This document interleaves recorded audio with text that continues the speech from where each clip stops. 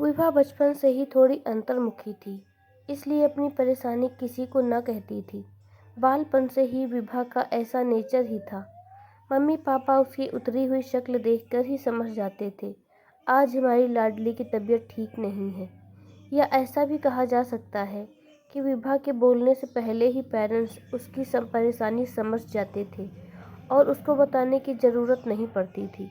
इसीलिए शादी के बाद कोई तकलीफ़ होने पर दवाई लेकर मुस्कुराकर काम करती रहती, क्योंकि उसने अपनी माँ को भी तकलीफ़ में काम करते देखा था।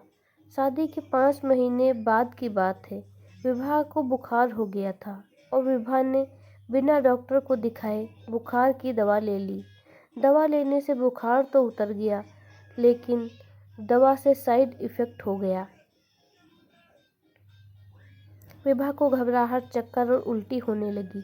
उसकी ऐसी हालत देखकर विभा की सास और ससुर जल्दी से हॉस्पिटल ले गए और रास्ते से ही विभा के पति नैतिक को भी फ़ोन कर दिया, जिससे वो भी तुरंत ऑफिस से हॉस्पिटल पहुंच गया।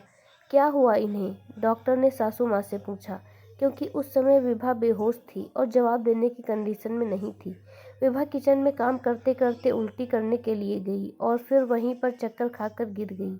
हमने सहारा देकर कमरे में लिटा दिया, लेकिन जब तबीयत में कोई सुधार नहीं हुआ तो हम आपके पास ले आए, विभा की सास ने बोला। अभी तो मैं इनको ड्रिप लगा देती हूँ, जब ये थोड़ा ठीक महसूस करेंगी तब इनसे ही बात हो पाएगी, डॉक्टर ने कहा और सिस्टर को आईवी लगाने को कहा। तब तक नैतिक भी हॉस्पिटल पहुंच गया और बेसुध विभा को देखकर उसके सिर पर हाथ फेरने लगा। अब नैतिक के माँ पापा को भी विभा की चिंता हो रही थी।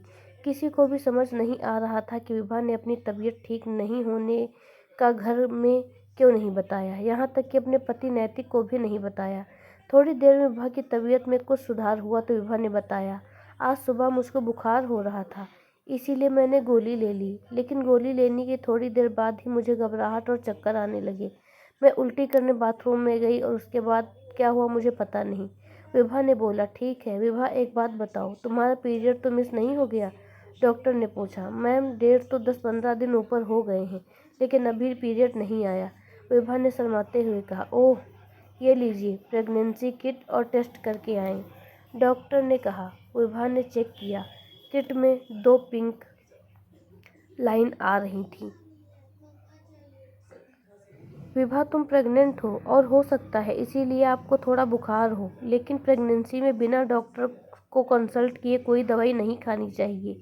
कई बार दवा साइड इफ़ेक्ट कर देती है और इससे बच्चे और माँ दोनों को प्रॉब्लम हो सकती है। और हाँ, आपको ठीक समय पर हॉस्पिटल नहीं लाया जाता तो हो सकता है प्रॉब्लम बढ़ जाती। आगे से ध्यान रखिएगा, डॉक्टर ने कहा और डांटते हुए कहा कि तुम इतनी पढ़ी लिखी होने के बाद भी ऐसी लापरवाही कैसे कर सकती हो। So please carefully. कार में नैतिक ने विभा से पूछा, तुम्हारी तबीयत ठीक नहीं थी, ये तुमने किसी को बताया क्यों नहीं? मेरी शुरू से अपनी तबीयत के बारे में बताने की आदत नहीं है। माँ हमेशा मेरी शक्ल देखकर मेरी तबीयत का अंदाज़ा लगा लेती थी, विभा आहिस्ता से बोली। लेकिन विभा, जब तक तुम हमें बताओगी नहीं तब तक हमें पता कैसे चलेगा कि तुम बीमार हो और तुम्हें देखभाल की ज़रूरत है, जबकि तुम्हें हम अब ज़्यादा प्यार और देखभाल की ज़रूरत है, नैतिक ने झूठी नाराज़गी दिखाते हुए बोला। ये सब तो ठीक है बेटा, लेकिन तुम एक बात याद नहीं है कि मैं तुम्हारी माँ नहीं सास हूँ। मैं माँ जैसी हो सकती हूँ, मगर माँ बनने में अभी मुझे समय लगेगा, क्योंकि मैंने तुम्हें जन्म नहीं दिया है ना। धीरे धीरे जब मैं तुम्हें समझ जाऊंगी तो मैं भी तुम्हारी शक्ल देखकर तुम्हारे मन का हाल जान लूँगी, और ऐसा होने तक तुमको अपनी तबीयत की बात तो बतानी ही होगी, खासकर अब जब तुम मुझे दादी बनने की खुशी दे रही हो, सासू माँ बोली। और अपनी सासू माँ की बात पर विभा मुस्कुराए बिना न रह सकी, और विभा को अपने भाग्य पर गर्व हो रहा था कि उसको इतना अच्छा और प्यार करने वाला ससुराल मिला है। तो दोस्तों, मेरी आज की कहानी यहीं समाप्त होती है। उम्मीद करती हूँ कि मेरी कहानी आपको पसंद आई होगी। अगर पसंद आई है तो प्लीज़ लाइक, शेयर, सब्सक्राइब ज़रूर करें। कहानी सुनने के लिए धन्यवाद।